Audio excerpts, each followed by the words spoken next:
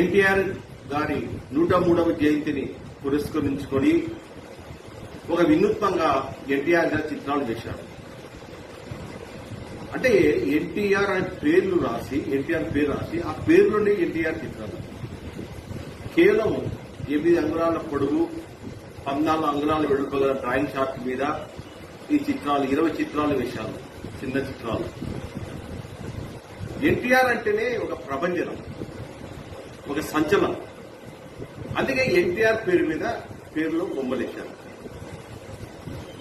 ఎన్ అంటే నందమూరి, టి అంటే తారక, ఆర్ అంటే రామారావు. నందమూరి తారక రామారావు గారిని ఎన్టీఆర్ అని అంటారు. అన్నగారు కూడా అంటారు.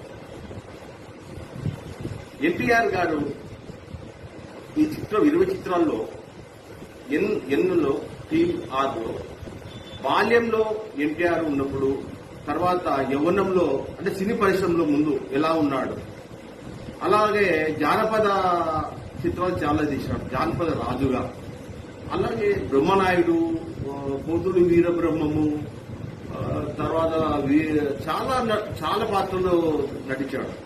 తర్వాత పౌరాణికంలో అనేక పాత్రలు, శివుడు, భీష్ముడు,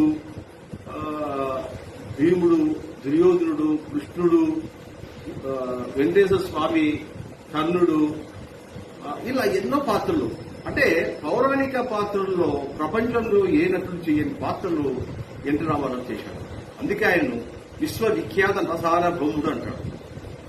సినీ పరిశ్రమలో ఎంత పేరు, తన ఆయా పాత్ర నటించి ఎంత పేరు సంపాదించాడు. రాజకీయాలు కూడా ప్రజాదరణ పొంది అంతే పేరు సంపాదించాడు. అటు సినిమా పరిశ్రమలో, ఇటు రాజకీయాల్లో ప్రజల మనసులో హృదయంగా శాశ్వతంగా ముద్ర వేసుకున్నాడు ఎన్టీఆర్ గారు. ఎన్టీఆర్ గారు అభిమానిగా నేను ఈ చిత్రాలు తెచ్చాను. అలాగే ఆయన ముఖ్యమంత్రిగా ఉన్నప్పుడు ప్రజలకు ఎన్నో సంక్షేమ పథకాలు పెట్టి అందరి హృదయాల్లో కొలువై ఉన్నాడు. ఆ అన్నగారి మీద అభిమానంతో నేను ఎప్పుడు కూడా ఎన్టీఆర్ చిత్రాన్ని జయంతులకు, వర్ధంతులకు కూడా వేస్తుంటాను. జై ఎన్టీఆర్, జై జై ఎన్టీఆర్.